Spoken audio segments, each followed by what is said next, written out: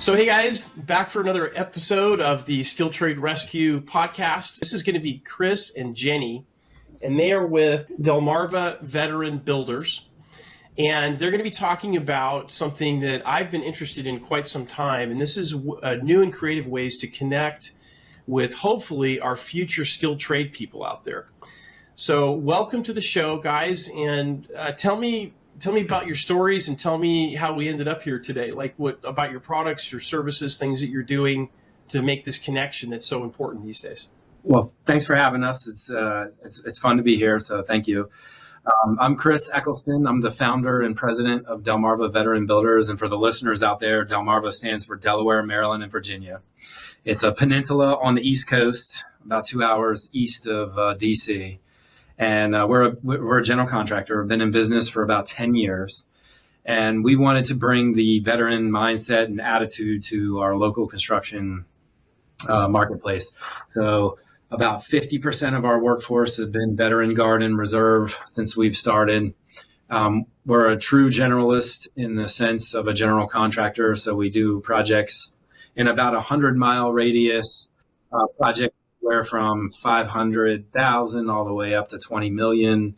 We've done school work, we do convenience store work, hospital work, medical office space, municipal, federal contracts, you name it, we kind of done it. So that's the gamut. And what we have found here is just the stress of our subcontractor base and trade partner base.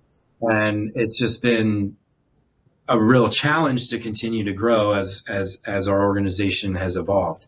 And so we wanted to start, a couple of years ago, we started thinking about how could we do this creatively? How could we think outside of the box? How could we incorporate our core values as an organization and the things that we believe in? How could we incorporate that into a message that would resonate? And so that is kind of a little bit about who we are as an organization and what we stand for. Jenny joined us about 5 years ago, and I'll let Jenny kind of tell her story. Yeah, sure. So I'm a creative developer. I'm a graphic designer by trade. I kind of have a different story from Chris. I didn't come from the construction industry originally. I grew up in Cincinnati, Ohio, kind of moved around the country, lived in different areas of the U.S. And I eventually actually got married to a widower. I was living in L.A. and a guy I knew from college. We reconnected, and he was from Salisbury, Maryland, a place I never had heard of. And so I left L.A. and moved cross country, and I adopted his 4 kids and came to Maryland and started a new life here. So after I got here, I heard about DVB, we call it Delmarva Veteran Builders. I heard about Chris and kind of the great things they were doing. They were up and coming, and we ended up connecting, Chris and I, and it was kind of fun because I realized that he was somebody that had a vision of doing things differently. So we became friends pretty quickly, and from there we just started developing new ideas and, I said, thinking outside the box in a lot of different ways. So your product is children's books that are orientated towards skilled trades. So tell me about how that all evolved. How did that actually come out of this relationship that you guys went into? Well, our construction company was, we have 4 things that we really believe in: teaching grit, being fresh, igniting potential, and doing epic shit. So those are what we stand for and believe. And a couple of years ago, we rebranded ourselves, really kind of leaned into who we are and went through that discovery process and had those core values. And then the next step was, okay, well, we got to do something that's going to fit all 4 of those things. And, we got to be outside of the box. So let's write a children's book, and we're going to make it about construction, and we're going to introduce the trades in a different way. I wanted to write a book about a hammer. And so we just started brainstorming. I didn't like that idea. But it was really just a way to start introducing the trades to the parents. We believed over here that it wasn't, the kids are interested in construction. And we saw that parents are the ones and educators are the ones kind of starting to turn people away from the trades. So we said, man, if we could do something where we could build relationships with schools, build relationships with educators, starting to change the way parents viewed the trades, like we could start to do something. So that was kind of the mindset that we had. We had just come off a rebrand and a marketing launch where Jenny had written this tagline called "Grit Leads to Greatness." So I'll let her talk about kind of where our mindset was on that. And I know some of your listeners are just listening. Some may see the video. So, but behind where I'm sitting is our tagline. Above us says "Grit Leads to Greatness," and we have I with Chris, we came up with this plan to do to highlight the people that we work with, but make them more heroic. And so we used we're both history buffs, so went back to World War II era posters, did type of the propaganda posters that you would see back in the 1940s. And so a lot of that we combined, because I'm not a veteran, and we're 50% veteran here, so half of our group have not served, but we all have that veteran mindset, that spirit. We all want to work together. And so I use the example of how in World War II, the U.S. came together. Not only were people in the military involved, but civilians came together and they all did something completely incredible and saved the world. So that's where I started researching more about grit and what it means. And I believe just after research is that grit is something that the construction industry owns. You think about what it takes to build a building. I sit here in the office and I hear our project managers, everybody's chatting and talking, and there's all these things about obstacles you're overcoming every day. The weather's bad, the shipments don't show up. You're constantly problem solving, and you have to have that grit mentality where you have the guts to keep going and you accomplish things that are greater than yourselves, the buildings that we use every day. So grit was something that I think we can really champion as part of the construction industry and teach others about grit. And so we wrote the tagline, and it was a big success with the whole ad campaign. And so once Chris, after we had that, we worked on that for years. But after we launched that, Chris, had this idea to write a children's book. So that's where I came in, kind of like, well, we mentioned a hammer. Like, okay, why don't we think about something that is more epic than just maybe a hammer? Why don't we? And Chris has always mentioned about the labor shortage. We keep hearing this. This is something you're like, wow, what is going on? So that's kind of the basis of where we started with the book, where you're like, okay, let's talk about grit. So I don't know. Yeah, it was fun. So we went to town and created this fantastical world where we made these magical characters that really would start to bring back this like heritage and artisan flavor of what the trades stand for. And Jenny, to her credit, came up with this epic adventure story and this world that was crumbling and that people had forgotten how to build. And so it was a great metaphor for kind of what is starting to happen now in our own country and the world and other countries. And so the thought became, okay, well, what if we could make the trades the hero of the story? How could we them the ones that save the world at the end? And so that's kind of really where we really leaned in. I mean, then we started going out and meeting with some of our subcontractors and our trade partners. We had the idea, we had it storyboarded, and we honed in on 5 characters. So we picked masonry, carpentry, welding, like structural steel type stuff, plumbing, and electrical things. And each character had each character, these animated characters, they have real things from real job sites that you would see. So our electrician, and his name is Ohm, and that's perfect. Electrical reference. That's good. Yeah, living on all his clothing, his everything is MC capable. And so it was super cool to work with our illustrator, and they knew nothing about construction, and to start, going through and really just honoring each one of these characters, and then kind of making it that the magical, the fantasy. We have a giant 9-foot ogre from his name is Mason the Mason, and he's a stone ogre. And, he's also an artist, so he's super intelligent. Sculptor. He's timeless. And yeah. We tried to You be know, some you guys light. keep if you guys keep talking like this, I'm going to have to get a Kleenex. I almost have a tear running down my eyes just listening to this thing. This is so great. If you're considering working in skilled trades, or perhaps now are working in skilled trades, or maybe you're a business owner who needs skilled trade labor to make your business work, this is an important message. We've discovered that the U.S. government, particularly through the U.S. Bureau of Labor Statistics, BLS.gov, has been underreporting skilled trade wage data by 30 to 60%. So the hourly wages that they report are significantly lower than reality. And there's many reasons for this. We have some videos out on that if you want to check it out on our YouTube channel, but that's just a fact. So what we're trying to do is get Congress to make some changes at the BLS and start changing their policies as to how they collect data. They're currently using mail-in surveys to U.S. businesses, which is basically junk mail.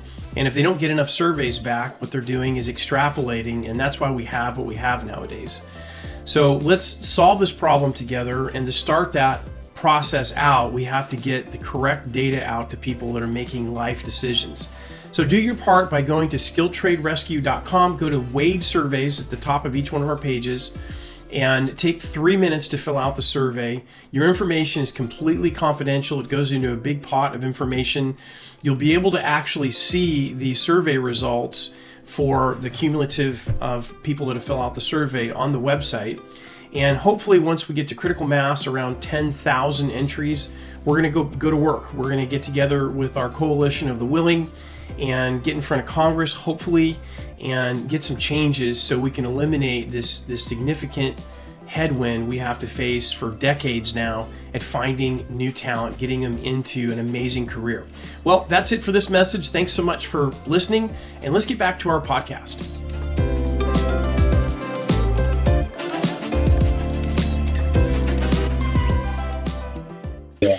Well, Yep. You guys are doing some amazing stuff. I could go so many directions with this conversation. One of the things that I've been talking a lot about, and there's been a lot of comments from people that I've interviewed part of the podcast, is, and I hate even putting this in the same sentence, is if there is any positive thing that came out of the pandemic, is the fact that parents, for the first time in generations, got a chance to see over the shoulders of their kids, because the kids were all getting educated at home, and they didn't like what they saw. And I think there's information coming out about changes in the dynamics going on in college. And I'm not anti-college. I'm just saying that the school experience that a lot of us remember has changed quite a bit. And I think that awareness about skilled trades, in any way you can get it out there, especially with the parents, is just a really positive thing. What's kind of feedback have you gotten on your books and stuff? Have you enlightened any parents that have bought some of these books and reading it to their kids at night? What kind of feedback? That's got to be great. Yes. Yeah. So we did an event in March locally, and this was really our trial run. We had about 40 companies step up, and they bought 25 books. We call them book bundles or classroom bundles. And the goal was we were going to be in about 1,500 and second to fifth grade. And each contractor would go into the classroom, take the 25 books, and then each kid would get a copy to take home with them to read to mom and dad. And the reason we did that, one was we wanted to introduce the trades to the kids, right? We wanted the books to go home so mom and dad could read with them and be excited, and brother and sister. And then also we wanted leftover books in the classroom for the teachers, because what we have found when we've been in these schools and working with different classrooms is, the education system, I think, really just isn't aware of the opportunities involved in the construction industries. And that's a parent thing too. So I think one of the things Jenny and I are going to start working on is that, like, a family introductory guide, age appropriate, that is here are opportunities that you may not even know about in the construction space, right? And we have these stereotypes that we have to start overcoming, and that's again why we went to the heroic to totally count. They're magical characters, they're ogres, they're little tiny gnomes Ark, the welder, is a robot. They're not people, right? And that's why we did it this way, to make them larger than life and heroic. And so we were in about 5 schools, 1,500 kids, 40 to 50 contractors, men and women, went into the classroom and read. And it was the energy was palpable. It was unbelievable. It was a very moving moment for everyone. The kids were energized. We got some notes from mom and dad. Yeah. What was great is that the contractors coming in, they wore, hard hats. We said, bring in anything that has to do with your actual trade that you do. Kids want to see, connecting, you see something, a job site, but you actually get to talk to the people that are on the job sites, hear about their life. That breaks down some of these stigmas you have, like, just walking by a job site versus actually talking to kids and seeing who they are.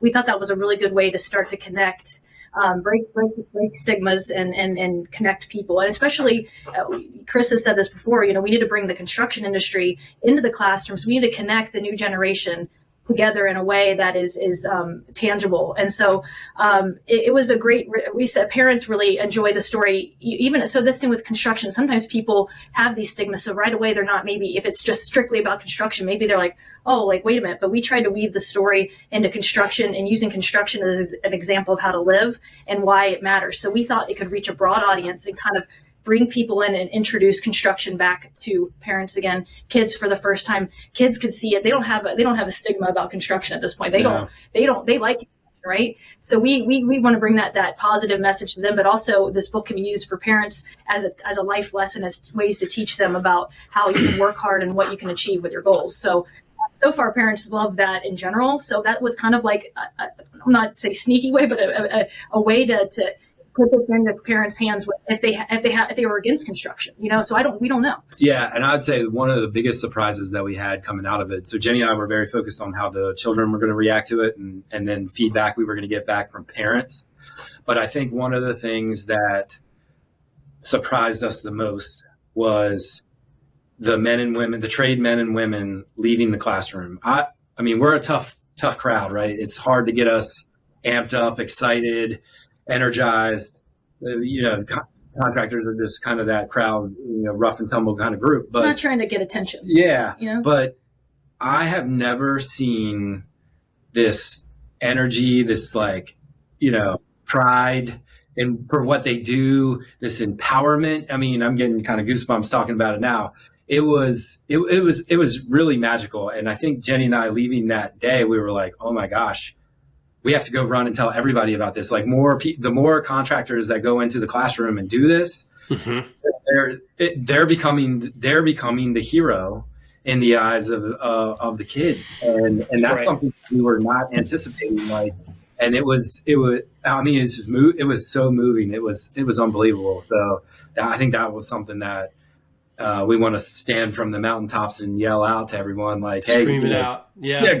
Go do this. Go have this experience. It's really magical. I think you're gonna find that contracting community, the skilled trade employers out there, they've been dealing with the shortage problem. Matter of fact, every business that I know of, people in construction, people in service, anything that has to do with employment of skilled trade people, open up the phone book. Every one of them is looking for people. Right. And I think if you guys, through your program and others like it, can create a venue for these contractors with a plan on how to present what they do and why they do it, I think you're going to find there's going to be a lot of positive, it could build a lot of energy, because and this isn't a blue state, red state problem. This is an American problem. If we don't have people building our buildings and fixing our toilet leaks and plug drains and keeping the power on to these data centers, yeah. We got a problem. Matter of fact, one of the most interesting conversations I had a chance to get into a high school a while back.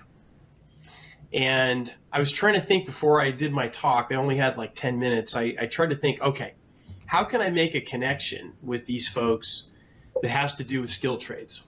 So what I picked was the cell phone. Right. right? Because everyone's got one. Matter of fact, that was part of my challenge, is getting to look at me instead of their email or whatever. Yeah. Anyway, what was so interesting about it was you said, all right, guys, how many of you folks have a cell phone? All the hands go up. Everybody has a cell phone in high school. And all right, how many people use Facebook? Okay. How many people watch YouTube? Everybody. So once I made my point, I said, all right, do you guys know how that stuff really works? So like, for example, when you go on YouTube and you want to watch a YouTube of, cute cats or cute dogs or whatever it is you watch. Right. What happens, do you think? So then I just give a quick 2-minute thing. Well, all the things that happen behind the scenes when they search for a video and they find the video they want and they hit play, and all these smart things happen where, well, if you like that video, why don't we do this video? All that's amazing things that all happens on a magic machine called a server. And the cool thing about a server is that it doesn't take days off. It doesn't need vacations, doesn't need sick pay. You don't have to really pay it anything for it once you get it installed.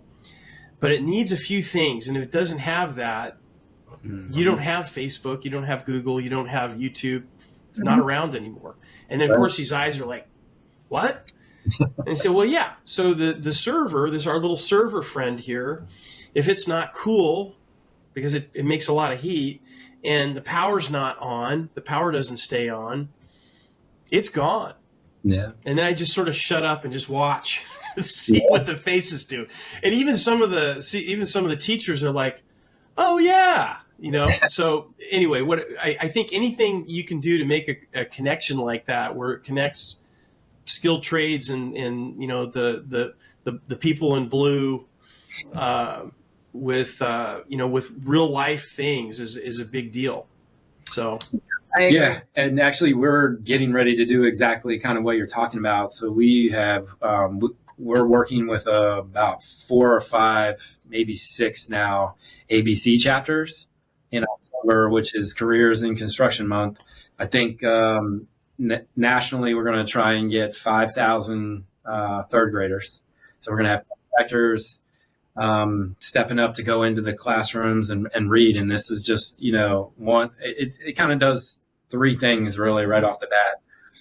I don't hear a lot of people talk about the legacy opportunity. And I think that's a competitive advantage that the industry has right now.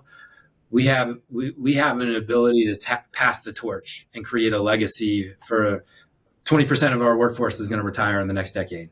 So that's a legacy opportunity. It's a moment in time, right? That's a thing that can be created. And I don't hear anybody really kind of talk about that. That's a huge opportunity.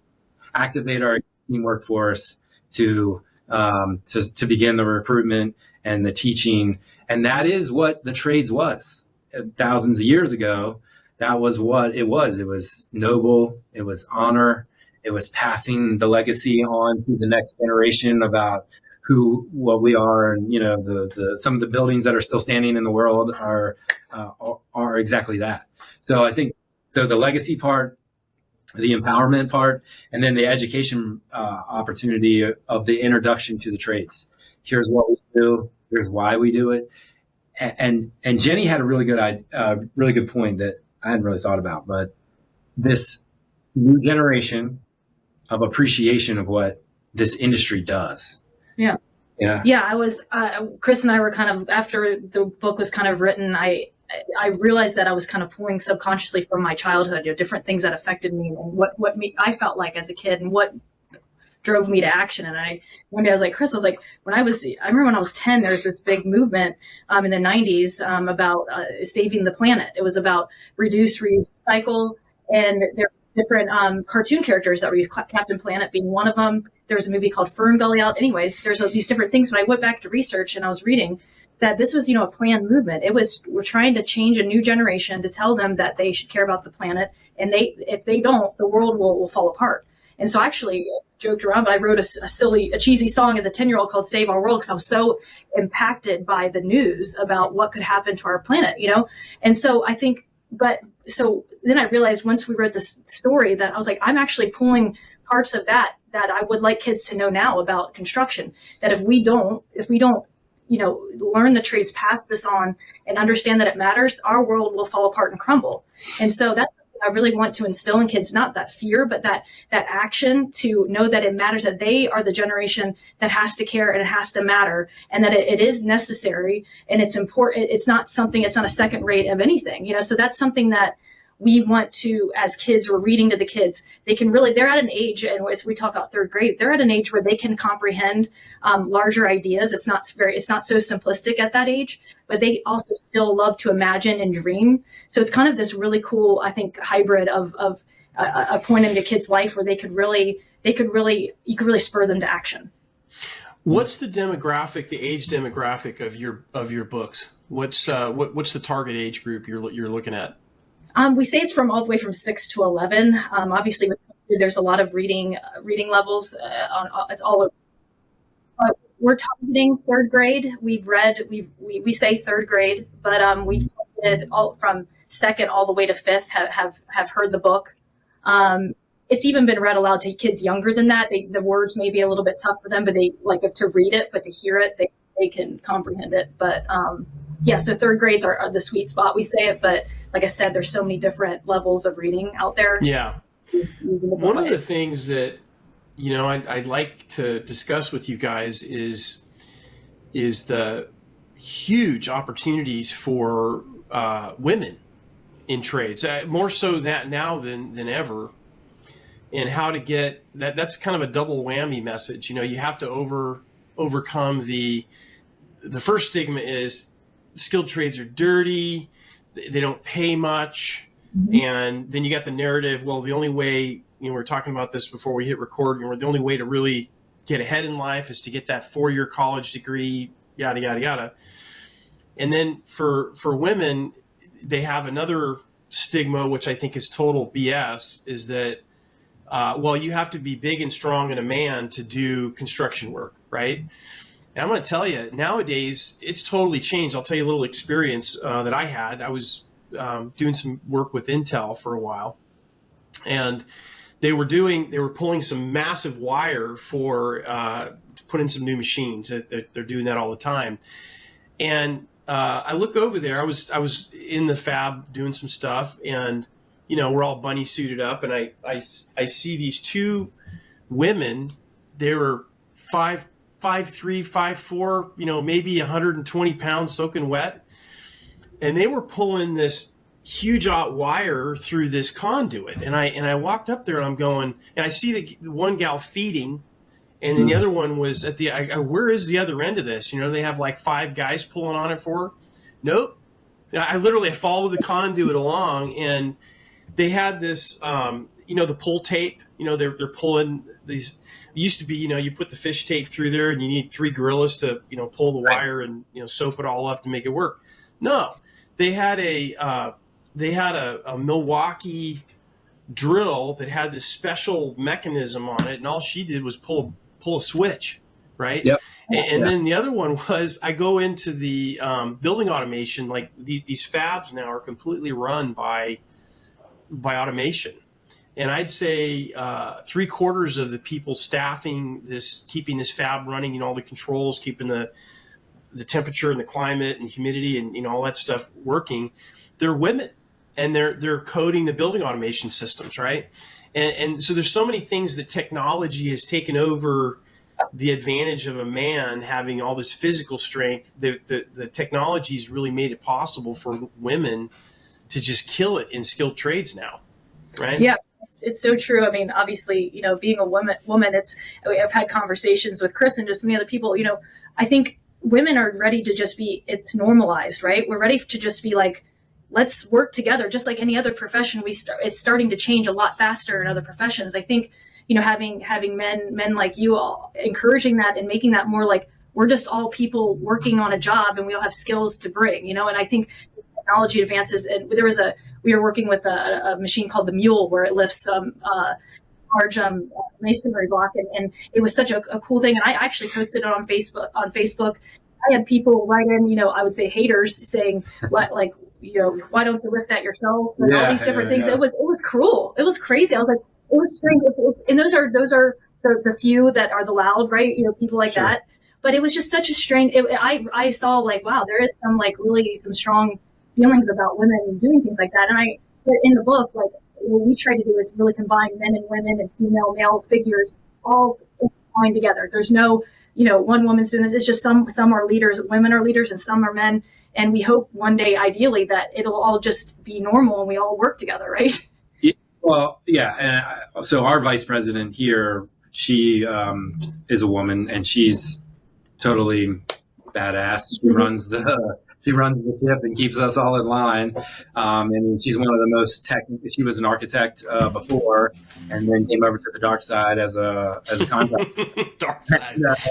So she has a really, really technical understanding of what we do, and she's just amazing. So, but I think yes to exactly what you're saying. Like, follow up with Jenny, technology, robotics, all this prefab that's going to come in the next decade. It's going to be really cool and disruptive in an exciting way. And so this is, we're going to see change happen really fast here in our industry, and we haven't seen it before. And that should be really exciting to kids. That should be really exciting to parents and educators, because it's new, it's different, and we're going to start seeing the way we change things. And one of the characters, Copper, the plumber, she's a female. She's got copper scales all over her body. She has this huge wrench on her back, like she's amphibious. And but she's this really, really strong, dominant character. This powerful woman that we wanted to put in the book, and we did that on purpose. I mean, that was. Yeah, she came across the challenge, and she kind of showed the kids not panicking, having confidence, thinking on your feet, and fixing a problem like right there. And the kids kind of like see that okay, and she says, I love a good challenge. It was like she took on the challenge as like something positive. Oh, that's so good. I mean, there's so much you can do. Like there was this image floating around the LinkedIn, I think, and it just really, I reposted it because it just caught my attention. It was a picture of a building, and it had two big old signs on it, and it said, "Hey GPT chat, finish this building." Did you guys see that? I thought, oh, that's so good. I mean, that cuts right through it. And kids may not quite get that, but I think sort of the catalyst is the parents. And another thing that seems to be resonating right now is this AI thing. And one of the things that I game changer, something that's going to majorly disrupt the stereotype of thou shalt go to college, is that many of these mind-related skills, these occupations, are going to be majorly disrupted by AI. And the other thing that's been a problem for a long time, this is one of the reasons why 40%, this is some stats we just looked at, 40% of the college graduates, the four-year college graduates, after 2 years from receiving their diploma, they're not working in the area that they went to school for. 40%. Wow. They still got all the debt to it, or their parents do. And that's something that's just not, really comprehended too much. And I think a consideration by parents is that many of these college degrees that are getting, that these kids are coming out with, they're going to be obsolete. They're going to be machine replaced. As compared to skilled trades, Chris, I think you're pretty safe for a while, right? GPT chat's not going to finish that building. It's not going to pull that wire through the conduit. Yeah. I agree that the skilled trade jobs, the infrastructure jobs, maintenance, buildings, all of those jobs are not going to go away. In fact, they will become more valuable because, to your point, the AI is also going to disrupt the construction space. Management, submittals, the drawings, all of that can be, will probably be figured out in the next decade as well. So, yeah, the construction administrative side is going to change a lot, but the skilled trades part of actually doing the work is still going to be having to be done by humans. So that one. Yeah. I want to switch gears back to the word grit. Mm-hmm. This is something that I've actually talked about for quite some time. Have you guys ever read the book by Angela Duckworth called Grit? Have you read that book? Yeah, I'm trying to read her book, but I read a lot of her. I watched her TED Talk. Yeah, TED Talk. Yep. Yeah, I'm my producer's working on getting her on the podcast. I love her stuff. Yeah, and man, she cuts right through it, and I like the concept of where you're going with that. Grit leads to greatness, because it really does.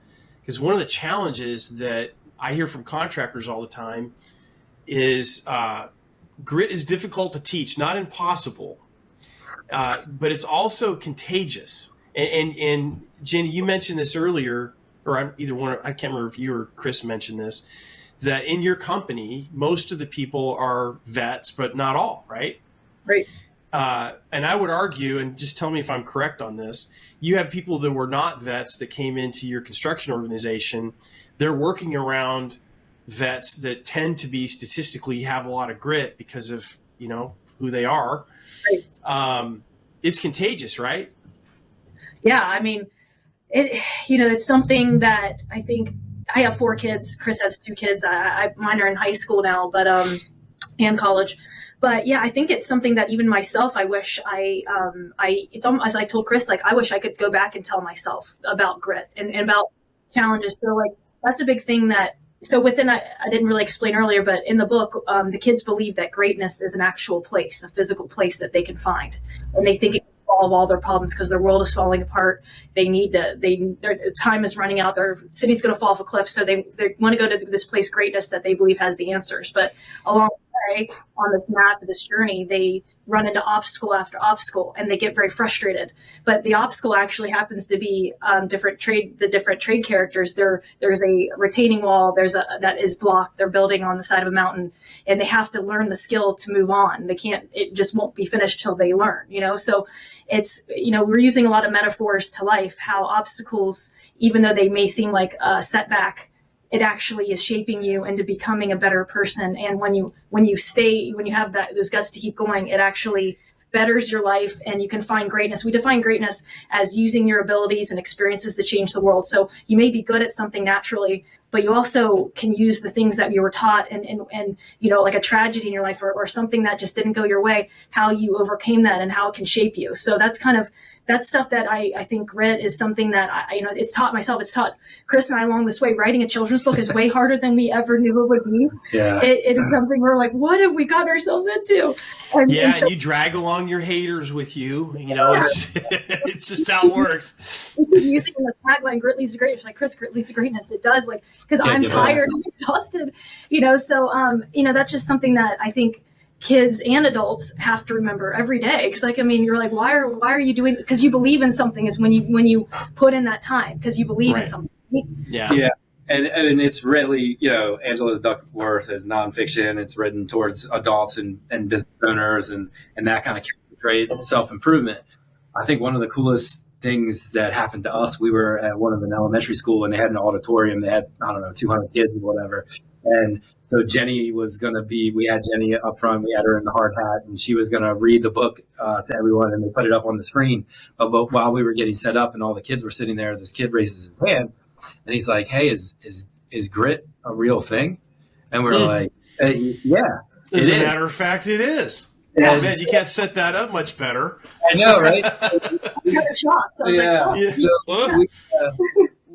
So, it kind of has become a thing for Jenny where like a kind of our own tagline, I guess, a different one, but we were like, man, that is really kind of a cool thing that kid asked. And he didn't mean anything by it. He was just being totally honest. Yeah. But he maybe heard his parents talking about it. Yeah. You never know, or somebody else talking about it. You never know. Right. So teaching a character trait is hard, but then it kind of inspired us to say, okay, well, grit is a superpower. Grit is a superpower. And anybody can tap into that. Yeah. right? continually tell yourself those things. And I think, I have a quote on the wall in our office from Winston Churchill: courage is going from failure to failure without losing enthusiasm, and which is grit. So, and I think that's just again another conversation that we're having in this book. And actually we've probably got 100 letters, maybe 200 letters from kids, but grit comes up quite a bit. That's really good, because I like I mentioned earlier, the feedback I get from service contractors, plumbers, HVAC guys, electricians, that type of thing, business owners I talk to, they look for that. They really seek out people that have grit, and that's one of the reasons why, if you have veterans are highly sought after in skilled trades, because they know the mindset, and they tend to have, statistically, like I mentioned, they tend to have grit, and that's a high value item, because you're right. When you get into a problem, you name it, a pushback, a mechanical piece of equipment is not doing what it's supposed to do. That's when grit comes in, and you just sort of power through it and figure it out. That's highly valued, because if you have a company that's got 150 technicians working in the field, and you've got half of them with grit and half of them that want to just get on the phone call and call the boss, what's that boss doing all day? He's on the phone trying to help these people solve problems that they could probably solve on their own, right?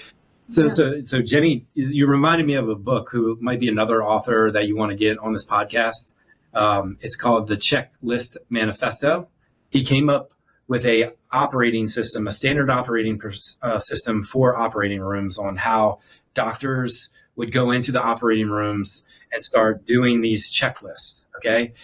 So where he went to go learn about developing checklists and systems and procedures, he has several chapters in his book where he talks about going to a skyscraper and how buildings are built, with the logistics, the complexity, the number of people, the safety procedures, all of those things that is just normal course of business for us every day, and all the people that are interacting with each other.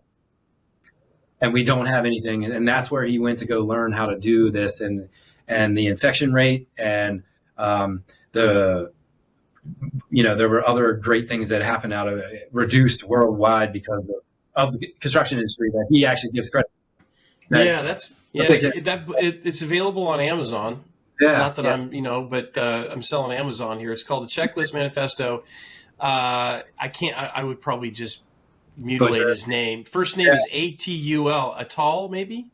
Yeah. It's got great. Wendy, maybe. But he talks about touring a skyscraper in Boston, and 2 chapters on how he used that information and the systems and all that kind of stuff from our industry. So I think one of the things that we've really have to do better as an industry is promote the things that we're good at and be proud of it. Nobody's at the forefront to actually go out into the world to express what we do. That was another thing about the book. We can't wait for other people to change the industry. Like, we can't wait for other people to realize that construction matters. Like, we can't wait around for the world to change. I think it's a song. But anyway, we have to be out in the world and do it. I think that's what we were kind of giving a tool. Like, our book is something we want people to be able to use, but there's many other ways. Obviously, just getting out and reaching kids and being.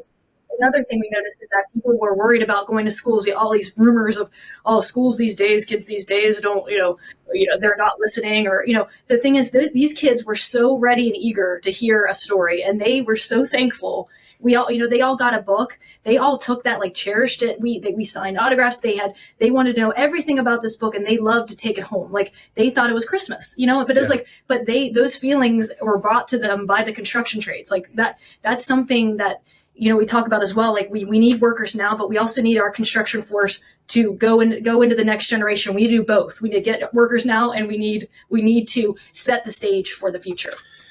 And another thing that I think more people need to think about too is we are very linear thinkers, foundation, walls, roof, so we think linearly and we solve problems that way as well.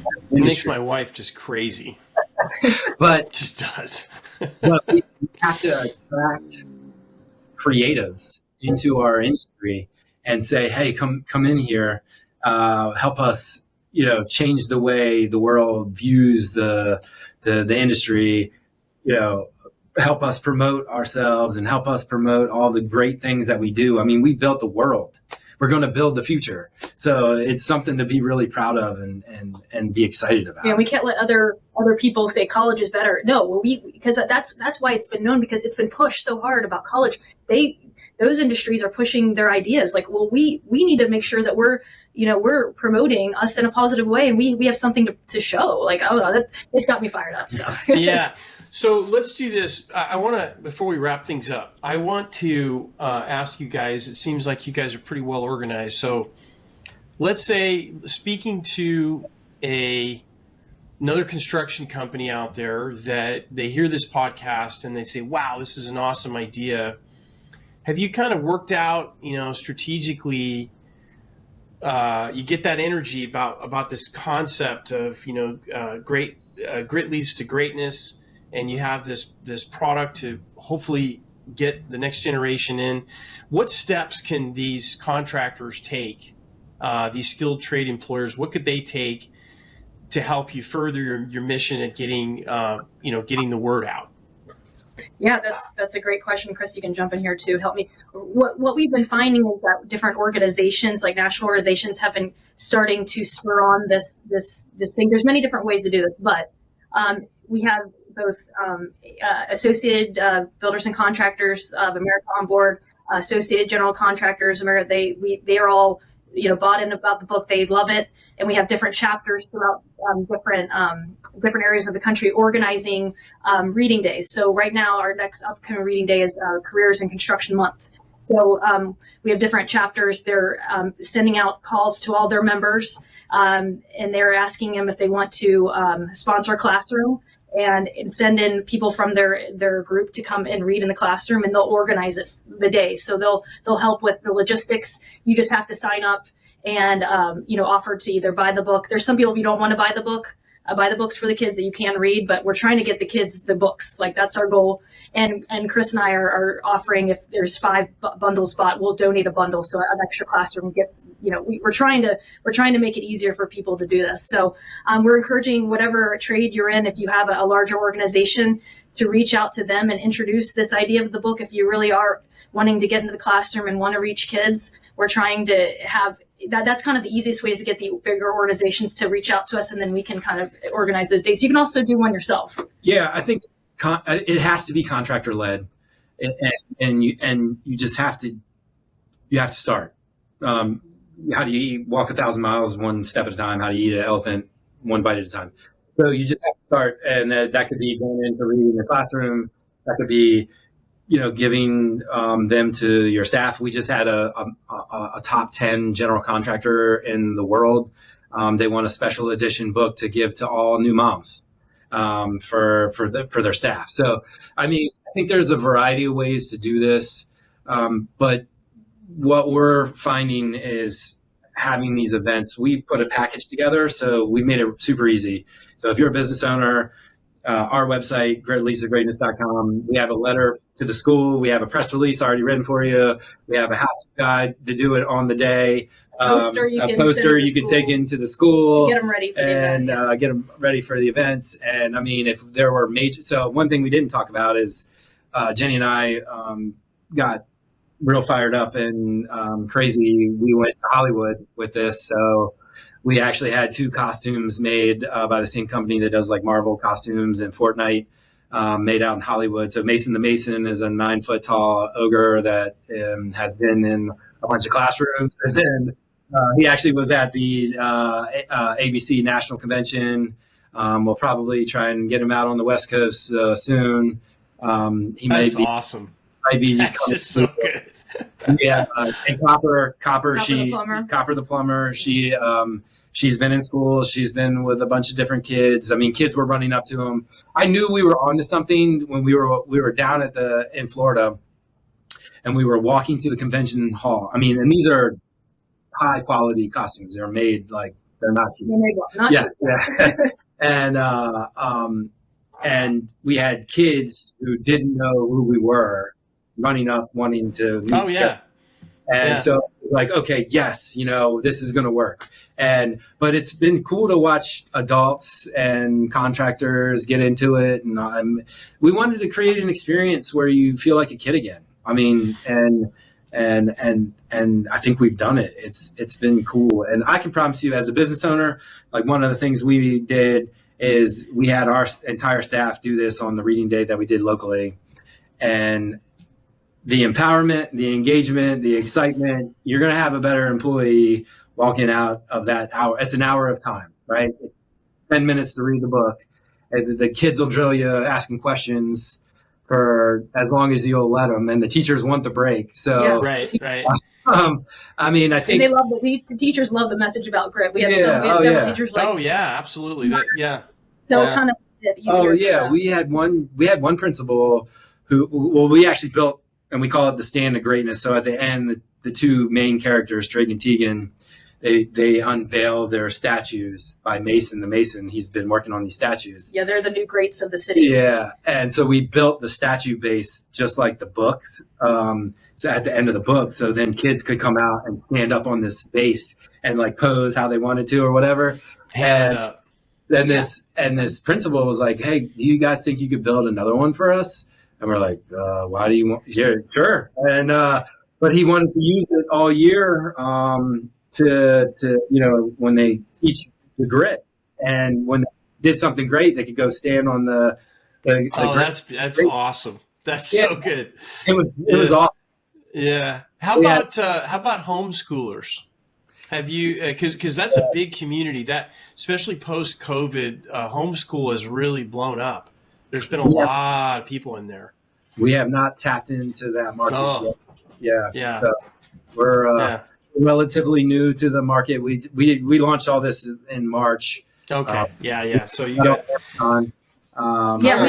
We publish ourselves, so we're doing this all like and running a business. I get it. It's a labor of love. I can tell by the passion. That's just great. So people want to get a hold of you guys.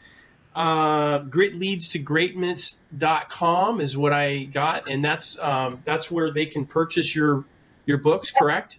Yeah, you can go online. There's the classroom bundles are on there. And eventually, if you decide to do some sort of thing with your organization, we'd love to hear from anybody at contacts in there. Reach us, our cell phone, emails, all on there. We've just launched on Amazon just a week. So we're still working. You can just buy single books on there, not the classroom bundles. But so Grit Leads to Greatness is where you can go to find us. And like I said, we would love help. We'd love to meet you. If you got any ideas, any cool things that you want to share with us, we'd love to hear from you. And we've heard from so many interesting people. Yeah, all across the country. Pretty cool.